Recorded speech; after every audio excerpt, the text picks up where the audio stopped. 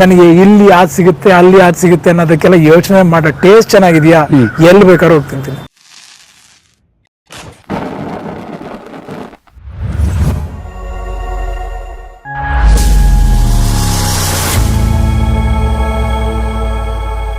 Hi viewers, ನಮಸ್ಕಾರ. ನನ್ನ ಹೆಸರು ವಾಣಿಶ್ರೀ ಅಂತ. ನಾನು ಕೂರ್ಗ್ನಿಂದ ಬಂದಿದ್ದೇನೆ.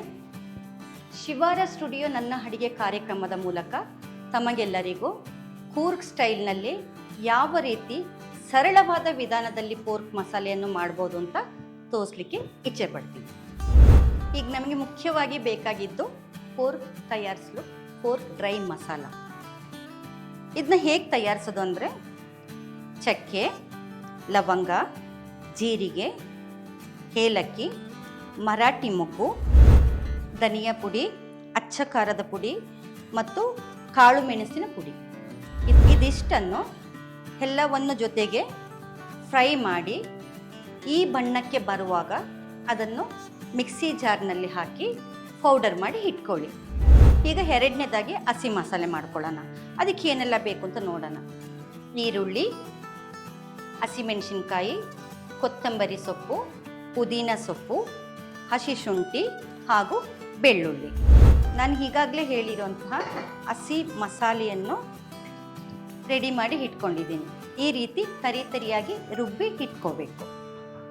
ನಮ್ಗೆ ಇವಾಗ ಅತಿ ಮುಖ್ಯವಾಗಿ ಬೇಕಾಗಿರೋದೇನು? Pork mutton. ನಾನು ಈ ಪೋರ್ಕ್ ಮಟನನ್ನು ಅತಿ ಸುಲಭವಾದ ವಿಧಾನ ಅಂತ ನಿಮಗೆ ಈಗಾಗಲೇ ತಿಳಿಸಿದ್ದೆ. ಏನದು? ಈ ಮಟನನ್ನು ನಾನು ಈಗಾಗಲೇ ಕುಕ್ಕರ್ನಲ್ಲಿ 3 ವಿಶಿಲ್ ಹಾಕಿ ಬೇಯಿಸಿ ಇಟ್ಕೊಂಡಿದ್ದಾನೆ. ಬೇಯಿಸುವ ಸಮಯದಲ್ಲಿ ಉಪ್ಪು ಹಾಗೂ ಅರಿಶಿನ ಹುಡಿ ಹಾಕಿ ಬೇಯಿಸಿಟ್ಕೊಂಡಿದ್ದೇನೆ. ಈಗ ನಾನು ಬೇಯಿಸಿಟ್ಟಿರುವಂತಹ ಈ ಪೋರ್ಕ್ ಮಟನನ್ನು ಈಗಾಗಲೇ ರೆಡಿ ಮಾಡಿ ಇಟ್ಟಿರುವಂತಹ ಹಸಿ ಮಸಾಲೆಗೆ ಹಾಕ್ತಾ ಇದ್ದೀನಿ.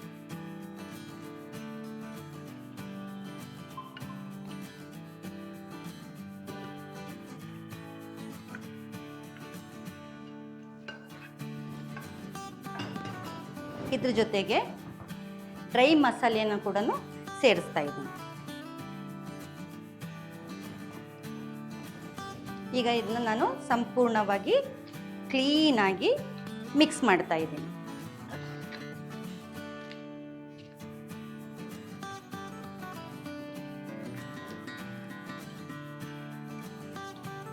ನೋಡಿ, ಸಂಪೂರ್ಣವಾಗಿ ಮಿಕ್ಸ್ ಮಾಡ್ತಾ ಇದ್ದೀನಿ. ನೋಡಿ, ಇದ್ರ ಬಣ್ಣ ಕೂಡ ಚೇಂಜ್ ಆಗ್ತಾ ಬರ್ತಾ ಇದೆ. ನೋಡಿ, ಈಗ ಡ್ರೈ ಮಸಾಲೆ, ಹಸಿ ಮಸಾಲೆ ಮತ್ತು ನಮ್ಮ ಬೇಯಿಸಿಟ್ಟಿರುವಂತಹ ಪೋರ್ಕ್ ಮಟನ್ ಎಲ್ಲವನ್ನು ಜೊತೆಗೆ ಹಾಕಿ ಚೆನ್ನಾಗಿ ಮಿಕ್ಸ್ ಮಾಡ್ತಾ ಇದ್ದೀನಿ. ನೋಡಿ, ಕಲರ್ ಕೂಡ ಚೇಂಜ್ ಆಗ್ತಾ ಬರ್ತಾ ಇದೆ.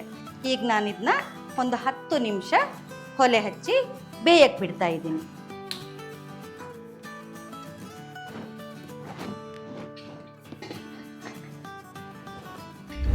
ಇವಾಗ 10-15 ನಿಮಿಷ ಆಗಿದೆ. ವಾವ್, ಒಳ್ಳೆ ಸ್ಮೆಲ್ ಬರ್ತಾ ಇದೆ. ಕಲರ್ ಕೂಡ ಟೋಟಲಿ ಚೇಂಜ್ ಆಗಿದೆ. ನೋಡಿ ಎಷ್ಟು ಚೆನ್ನಾಗಿದೆ ಗ್ರೇವಿ.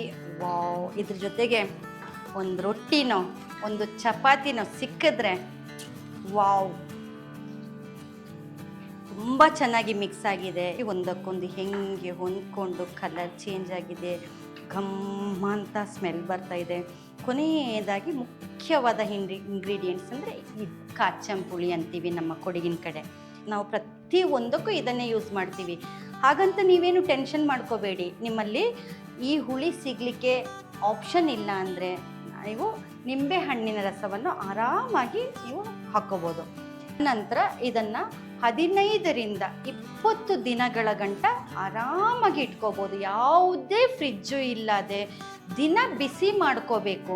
ಬ್ಯಾಚುಲರ್ಸ್ ಹುಡುಗರಾಗಲಿ, ಇಲ್ಲ ಮನೆಯಿಂದ ದೂರದಿಂದ ಕೆಲಸಕ್ಕೆ ಬಂದಿರೋರಾಗಲಿ, ಪ್ರತಿಯೊಬ್ಬರು ಇದನ್ನ ಮನೆಯಿಂದ ತಯಾರಿಸ್ಕೊಂಡು ಬಂದು ಆರಾಮಾಗಿ ದಿನಾಲೊಂದು ಬಿಸಿ ಮಾಡಿಕೊಂಡು 15ರಿಂದ 20 ದಿನ ಗಂಟ ತಿಂತಾ ಇದ್ದಂಗೆ ದಿನದಿಂದ ದಿನಕ್ಕೆ ಟೇಸ್ಟು ಕೂಡ್ತಾ ಹೋಗುತ್ತೆ. ತಿನ್ನಬೇಕು ಅಂತ ಅನಿಸುತ್ತೆ. ನೀವೆಲ್ಲರೂ ಇದನ್ನ ಒಂದ್ಸಲಿ ಮನೆಯಲ್ಲಿ ಟ್ರೈ ಮಾಡಿ ನೋಡ್ತೀರಲ್ಲ. ಎಲ್ಲನೂ ಮಿಕ್ಸ್ ಆಗಿದೆ, ಎಲ್ಲ ಮಿಕ್ಸ್ ಆಗಿದೆ. ವಾವ್, ಅರೋಮ ಘಮ್ ಅಂತ ಬರ್ತಾ ಇದೆ. ಕೊನೆಯದಾಗಿ ಒಂದು ಡೆಕೋರೇಷನ್ ಮಾಡೋಣ. ಕೊತ್ತಂಬರಿ ಸೊಪ್ಪನ್ನು ಸಣ್ಣದಾಗಿ ಹಚ್ಚಿರೋದನ್ನ ಮೇಲೆ ಗಾರ್ನಿಷಿಂಗ್ ಕೊಡೋಣ. ಜೊತೆಗೆ ಕಬ್ಬಿಣಾಂಶ ತುಂಬಿರುವಂತಹ ಕರಿಬೇವಿನ ಸೊಪ್ಪನ್ನು ಕೊಡೋಣ. ಕರಿಬೇವಿನ ಸೊಪ್ಪನ್ನು ಹಾಕೋಣ. ಇದೆಲ್ಲ ಆದಮೇಲೆ ನನಗಂತೂ ತಾಳ್ಮೆ ಇಲ್ಲ. ದಯವಿಟ್ಟು ನಾನು ಅರೋಮದಲ್ಲೇ ಹೊಟ್ಟೆ ತುಂಬಿಸ್ಕೊಳ್ಳೋಕ್ಕೆ ಇಷ್ಟಪಡಲ್ಲ. ನೋಡಿ ನಾನಿವಾಗ ಟೇಸ್ಟ್ ನೋಡ್ತೀನಿ.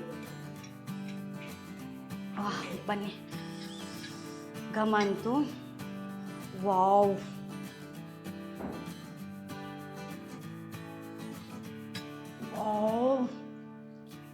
ಆ ಉಪ್ಪು, ಹಸಿ ಖಾರ, ಆ ಡ್ರೈ ಮಸಾಲೆ, ಆ ಪೆಪ್ಪರು, ಆ ಶುಂಠಿ ಬೆಳ್ಳುಳ್ಳಿ, ವಾವ್.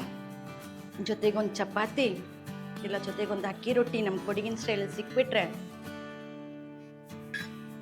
ಅಲ್ಟಿಮೇಟ್.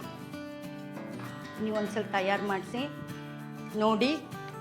ಸುಲಭವಾದ ವಿಧಾನ ಹೇಳ್ಕೊಟ್ಟಿದ್ದೀನಿ. ನನಗೊಂದು ಥಮ್ಸ್ ಅಪ್ ಕೊಡಿ. Thank you.